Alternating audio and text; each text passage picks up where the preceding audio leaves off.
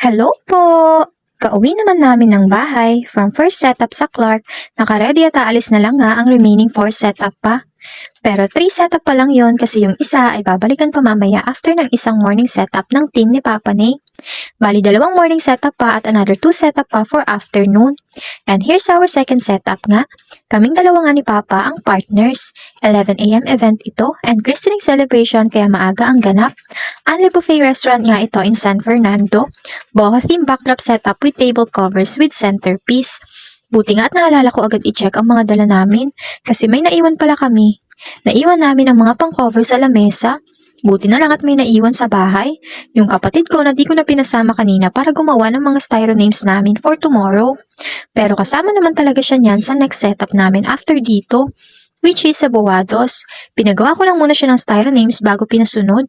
Kaya lang ay mas mapapaaga lang kasi pinahatid ko sa kanya dito sa setup namin yung naiwan naming mga tela.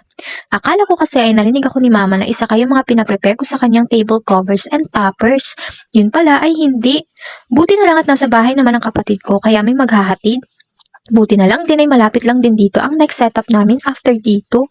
Sa Buwados lang. And ayaw na solusyonan naman ang aberya at natapos kami on time. The next setup na niya, nadala na din naman namin. Pero bago ang next setup namin ay setup muna ng team ni Papa Nay sa Mabiga. And here's the final look po. And hanggang dito na lang din. Panoorin niyo din ang 3rd to 5th setup namin. Thank you po and bye-bye!